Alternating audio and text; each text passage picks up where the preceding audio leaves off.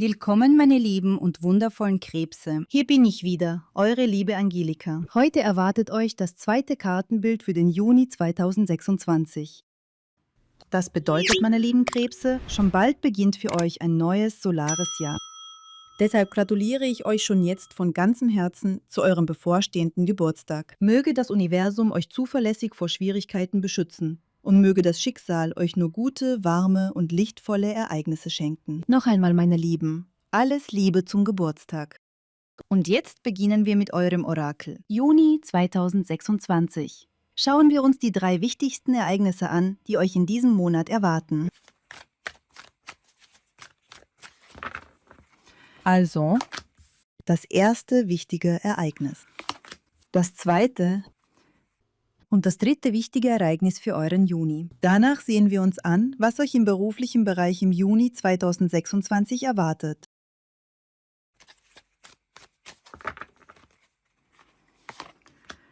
Außerdem schauen wir auf eure Einnahmen und eure finanzielle Situation im Juni. Jetzt sehen wir uns an, was euch in eurem Liebesleben im Juni 2026 erwartet.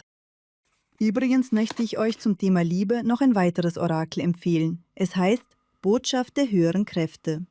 Den Link dazu findet ihr oben. Schaut euch dieses Orakel unbedingt nach eurem Juni-Reading an, denn dort geht es ebenfalls um eure Liebe. Und außerdem erwarten euch dort sehr wichtige Botschaften von oben. Und genau solche Zeichen sollte man nicht übersehen. Deshalb schaut unbedingt hinein. Gut, und jetzt sehen wir uns an, worauf ihr im Juni gesundheitlich achten solltet. Und natürlich der Rat der Karten für euren Juni. Also, beginnen wir. Das erste wichtige Ereignis ist der große Arkana Gericht. Das zweite wichtige Ereignis die 6 der Münzen. Und das dritte wichtige Ereignis der große Arkana Narr. Und jetzt gehen wir alles ganz in Ruhe der Reihe nach durch. Das Gericht spricht meistens davon, dass im Leben eine Phase der Erneuerung beginnt. Und genau das zeigt sich hier sehr deutlich. Denn wenn euer vorheriges solares Jahr endet und ein neues beginnt, entsteht genau so ein Übergang in eine neue Energie. Übrigens, meine lieben Krebse, Erlebt die ersten 12 Tage eures neuen Solars ganz bewusst und im Einklang mit den Empfehlungen. Denn diese 12 Tage wirken symbolisch wie euer ganzes kommendes Jahr im Kleinen. Achtet besonders darauf, wie ihr den ersten Tag verbringt. Der erste Tag sollte ganz euch selbst gehören, eurem Körper, eurer inneren Ruhe und eurer Zärtlichkeit euch selbst gegenüber. Versucht diesen Tag so optimistisch und liebevoll wie möglich zu leben. Am zweiten Tag eures Solars solltet ihr euch um eure materielle Ebene kümmern. Und so weiter. Über die ersten 12 Tage des Solars findet ihr übrigens sehr viele Informationen im Internet. Ihr werdet leicht etwas Passendes dazu entdecken. Deshalb passt die Energie des Gerichts hier ebenfalls ganz wunderbar. Diese Karte schenkt euch die Möglichkeit, euer Leben zu erneuern, bestimmte Prozesse abzuschließen, euch von Einschränkungen zu lösen. Und auch von Verpflichtungen, die euch innerlich belasten. Vielleicht sogar von zu viel Verantwortung, die ihr über lange Zeit getragen habt. Und im Juni entsteht in euch ein starkes Gefühl von innerer Freiheit, von Leichtigkeit und neuem innerem Raum. Das passiert übrigens sehr oft, wenn ein Mensch in ein neues solares Jahr eintritt. Der 12. Monat des alten Solars fühlt sich häufig an wie das 12. Haus in der Astrologie. Die innere Batterie wird langsam schwächer und man merkt deutlich, wie erschöpft man nach einem ganzen solaren Jahr geworden ist. Doch sobald das neue Solar beginnt, fühlt man sich plötzlich wie erneuert. Fast so, als hätte jemand eine völlig neue Batterie eingesetzt. Und genau dieses Gefühl wird euch im Juni begleiten. Hier kann sich auch zeigen, dass ihr plötzlich ein zweites Durchatmen spürt. Stellt euch vor, ihr lauft schon eine sehr lange Strecke, immer weiter und seid bereits völlig erschöpft. Und dann passiert etwas. Ihr atmet tief ein, die Brust öffnet sich und plötzlich könnt ihr wieder schneller laufen, weil alles in euch leichter geworden ist. Dieses Gefühl werdet ihr sogar körperlich sehr stark wahrnehmen. Ihr werdet merken, wie eure Kräfte zurückkehren, wie sich neue Möglichkeiten öffnen, wie neue Perspektiven entstehen. Und wie Hindernisse oder Begrenzungen langsam verschwinden. Im Allgemeinen ist das Gericht natürlich auch eine Karte großer Veränderungen. Deshalb werden im Juni wichtige Wandlungen in eurem Leben stattfinden. Höchstwahrscheinlich verbunden mit euren Zielen, euren Plänen und eurem persönlichen Weg. Für manche von euch bedeutet das sogar, sich selbst in einer neuen Rolle anzunehmen. Ihr seid nicht einfach nur ein Jahr älter geworden. Vielleicht seid ihr innerlich reifer geworden. Manche werden zielgerichteter, manche entschlossener. und manche spüren plötzlich den Wunsch, ihr ganzes Leben zu verändern. Genau deshalb zeigen sich hier bedeutende Veränderungen. Außerdem steht diese Karte in Verbindung mit Lebenszyklen. Wenn also euer vorheriges Jahr schwierig oder belastend gewesen ist, dann endet dieser Abschnitt jetzt. Ein neuer Zyklus beginnt.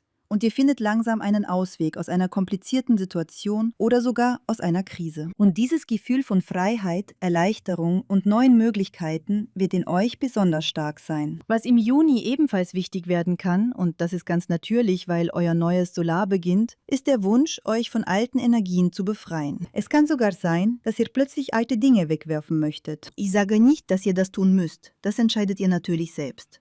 Aber der Wunsch, Altes loszulassen, wird sehr stark sein. Vielleicht wollt ihr etwas in eurem Zuhause umstellen, etwas verändern oder etwas aussortieren. Denn ihr werdet beinahe körperlich spüren, dass mit jedem frei gewordenen Raum neue Energien in euer Leben eintreten. Und genau diese freien Energien werden euch nähren, stärken und innerlich neu beleben. Außerdem ist das Gericht grundsätzlich eine sehr positive Karte. Sie sagt, dass alle Veränderungen, die im Juni geschehen, letztlich zu eurem Besten sind. Zusätzlich kann diese Karte auch wichtige Nachrichten oder bedeutende Mitteilungen anzeigen. Vielleicht führt ihr ein sehr wichtiges Gespräch mit jemandem. Für manche von euch zeigt sich das Gericht auch als intensive Kommunikation mit Verwandten oder Familienmitgliedern. Ich würde hier allerdings sagen, wenn es um Familie geht, dann sehr wahrscheinlich im Zusammenhang mit eurem Geburtstag. Vielleicht kommen eure Liebsten zu euch, gratulieren euch und verbringen Zeit mit euch. Denn Themen rund um Familie, Herkunft, Verwandtschaft und die Verbindung zu euren nahestehenden Menschen werden im Juni ebenfalls eine große Rolle spielen.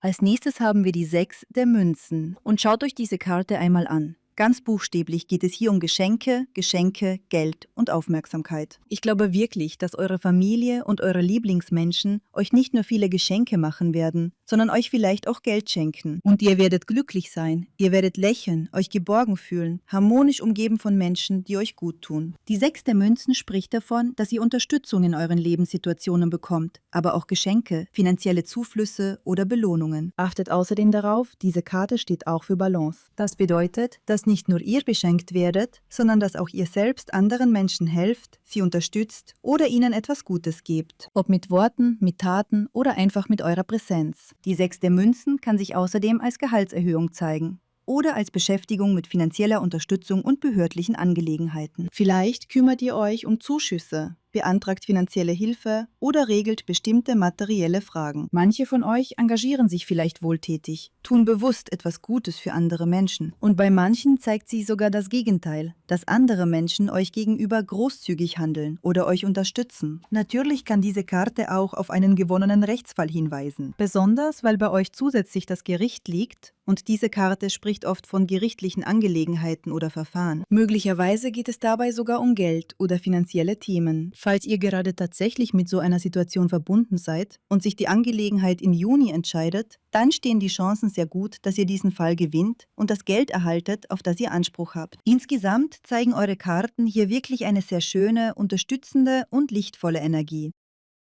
Und das dritte wichtige Ereignis ist der große Arkana, der Narr. Und der Narr steht für Leichtigkeit, für Freiheit, für Offenheit gegenüber einem neuen Lebensabschnitt oder neuen Anfängen. Der Narr, und hier seht ihr die Null, die ihn begleitet, zeigt immer etwas Neues an, das in euer Leben tritt. Etwas, das es so vorher noch nicht gegeben hat. Wenn wir hier euren neuen Lebenszyklus betrachten, euer neues solares Jahr, dann ist genau das etwas, das ihr in dieser Form noch nicht erlebt habt. Der Narr kann aber auch stark den Wunsch zeigen, alles Alte loszulassen und wirklich wie auf einem weißen Blatt neu zu beginnen.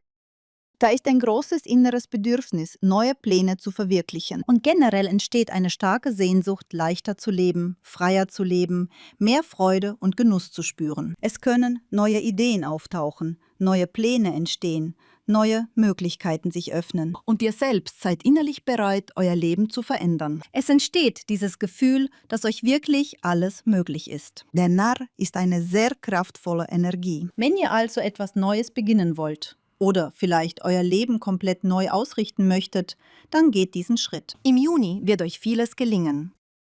Und nun sehen wir uns euren beruflichen Bereich und eure Finanzen an. Und hier ist etwas sehr Spannendes sichtbar. 2 große Arkana. Das zeigt sofort, dass berufliche Themen, Businessfragen oder die Monetarisierung eurer Talente, Fähigkeiten und Erfahrungen jetzt in den Vordergrund rücken. Und natürlich zeigt der Arkana, der Teufel, hier eine extrem starke Energie, die euch zur Verfügung steht, körperlich wie emotional. Ihr könnt sehr viel erreichen, ihr könnt enorm viel bewegen. Aber wichtig ist, diese Energie bewusst zu steuern. Denn der Teufel gibt große Möglichkeiten, fordert aber später auch sehr konsequent seinen Preis ein. Deshalb lasst euch nicht auf Manipulationen oder Provokationen ein. Bleibt innerlich klar und kontrolliert. Gleichzeitig kann sich diese Energie auch so zeigen, dass ihr extrem stark in eure Arbeit eingebunden seid. Oder dass ihr zusammen mit der Energie des Narren etwas ganz Neues starten wollt. Dann wirkt der Teufel wie eine totale Hingabe an Arbeit und Projekte. Eine sehr starke kreative Kraft, die euch antreibt, euch vollständig zu zeigen. Aber wenn ihr diesen intensiven inneren Druck nicht ausgleicht, kann es euren Körper belasten. Deshalb ist es extrem wichtig, nicht nur zu arbeiten und euch hinzugeben, sondern auch bewusst Pausen einzubauen. Essen, Schlaf, Erholung, Regeneration. All das ist jetzt entscheidend. Denn ihr werdet sehr viel Energie spüren. Aber wenn der Prozess endet, werdet ihr euch sonst wie ausgebrannt fühlen. Und genau das soll vermieden werden. Also, kontrolliert euren Rhythmus, auch wenn euch alles hineinzieht. Gebt euch selbst Raum zum Atmen und zum Zurückkommen in eure Mitte. Außerdem zeigt der Arkana, der Teufel, dass euch viel versprochen werden kann. Zum Beispiel hohe Gehälter, Boni, Beförderungen oder zusätzliche Vorteile. Aber dafür wird auch sehr viel verlangt. Es ist eine Energie von viel geben, viel bekommen, aber auch von starker Bindung an Verpflichtungen. Diese Kette, die ihr hier symbolisch seht, zeigt genau dieses Gefühl von Abhängigkeit oder Einschränkung, obwohl die finanzielle Seite sehr stark sein kann. Deshalb bleibt auch hier bewusst. Nicht jede Bedingung ist langfristig gut für euch. Manchmal zeigt sich der Teufel als berufliche Abhängigkeit, in der ihr euch stark unter Druck von außen befindet. Zum Beispiel, wenn von euch erwartet wird, ohne freie Tage zu arbeiten oder sehr lange Überstunden zu leisten. Ihr bekommt zwar Geld, aber der Preis ist eure Energie. Oder ihr sollt sehr kurzfristig einspringen, spät arbeiten oder weit über eure reguläre Zeit hinaus tätig sein. Und hier ist es wichtig zu lernen, auch Nein zu sagen, Grenzen zu setzen, für euch selbst einzustehen. Denn sonst kann es langfristig eure Gesundheit belasten. Ich sage das nicht, weil es sicher so passiert, sondern weil diese Tendenz hier sichtbar ist. Es können auch Versuchungen, Druck oder subtile Einflussnahmen auftreten, die euch in eine untergeordnete Rolle bringen wollen. Aber alles hängt davon ab, wie ihr reagiert. Ob ihr euch anpasst oder klar bleibt und eure Position haltet. Bleibt also wach und bewusst im Arbeitsumfeld. Immer mit eurem eigenen Vorteil im Blick. Und dennoch, die finanzielle Energie ist stark. Und hier kommt die Kraft ins Spiel. Die Kraft zeigt, dass ihr durch eure Ausdauer, eure Arbeit, eure Hingabe und eure Talente eine stabile finanzielle Basis aufbauen könnt. In Bezug auf Geld müsst ihr euch daher keine Sorgen machen. Die Entwicklung ist grundsätzlich positiv. Als nächstes schauen wir, was euch in der Liebe erwartet. Hier zeigt sich der große Arkana, der Magier. Und für alle, die in einer Partnerschaft oder in einer stabilen, langfristigen Beziehung sind, bringt dieser Arkana sehr lebendige, intensive und ereignisreiche Energien. Eure Beziehung wird sich in dieser Phase deutlich beleben. Ihr verbringt wahrscheinlich viel Zeit miteinander, unternehmt Dinge gemeinsam, seid in Bewegung, im Austausch, im Leben. Vielleicht wird einer von euch besonders viel Initiative zeigen, um die Beziehung auf eine neue Ebene zu heben. Es kann sich anfühlen, als würde eure Verbindung plötzlich wachsen, sich vertiefen, sich weiterentwickeln. Und interessant ist, der Narr kann hier auch auf eine Geburt hindeuten. In diesem Fall zeigt der Magier dann eine sehr starke Fürsorgeenergie, besonders auf männlicher Seite. Ein starkes Kümmern, ein Beschützen, ein aktives Dasein für die Partnerin. Diese Karte bringt generell eine sehr intensive Fürsorgekraft mit sich. Gleichzeitig hat der Magier aber auch eine spielerische, manipulative Seite. Das bedeutet jedoch nicht unbedingt etwas Negatives oder Schweres. Es kann eher kleine emotionale Spielchen sein. Kleine Impulse wie: Ach Liebling, ich bin so müde. Kannst du das machen? obwohl man eigentlich nicht wirklich erschöpft ist. Oder ähnliche leichte Dynamiken im Alltag. Der Magier ist insgesamt eine sehr aktive, lebendige Energie. Er zeigt Initiative, Offenheit, Leidenschaft und ein starkes Interesse am Partner. Gleichzeitig kann er auch den Wunsch zeigen, in der Beziehung eine führende Rolle einzunehmen, Dinge auf eigene Weise zu gestalten, zu beeinflussen oder subtil zu lenken. Für alle, die aktuell nicht in einer Beziehung sind, zeigt der Magier eine sehr aktive Phase der Partnersuche. Besonders bei Männern kann das eine starke Initiative bedeuten, jemanden kennenzulernen, aktiv Kontakte zu knüpfen und Beziehungen aufzubauen. Für Frauen zeigt sich eine offene, freie Art des Flirtens, ohne Zurückhaltung oder innere Blockaden. Und natürlich bringt der Magier auch eine starke Anziehungskraft und Ausstrahlung mit sich. Ihr wirkt magnetisch, überzeugend, lebendig. Und Beziehungen, die jetzt entstehen, können sehr leidenschaftlich sein und sich schnell entwickeln. Und nun schauen wir auf eure Gesundheit. Hier liegt die 8 der Stäbe. Und genau das bestätigt sehr deutlich, was ich vorher über Arbeit gesagt habe. Ihr werdet euch stark in eure beruflichen Themen hineinziehen lassen. In Projekte, in Ziele, in die Monetarisierung eurer Fähigkeiten. Die 8 der Stäbe zeigt eine sehr schnelle, getriebene Energie. Ihr seid ständig in Bewegung. Ihr treibt euch selbst voran. Ihr wollt schneller werden, mehr schaffen, weiterkommen. Um diese Leistung zu halten, greift ihr möglicherweise zu stimulierenden Mitteln. Viel Kaffee, vielleicht Energy Drinks oder andere Formen von künstlicher Energiezufuhr. Aber genau hier entsteht die Herausforderung. Je mehr ihr euren Körper stimuliert, desto mehr bringt ihr euer Nervensystem in eine Überlastung. Und irgendwann sagt der Körper ganz klar, Stopp. Dann kann es zur Erschöpfung kommen, zu Krankheitssignalen oder zu einem starken Bedürfnis nach kompletter Ruhe. Manchmal sogar so intensiv, dass ihr 2 bis 3 Tage nur schlafen und euch vollständig regenerieren müsst. Deshalb achtet im Juni unbedingt darauf, euren Körper nicht zu überfordern. Keine dauerhafte Überstimulation.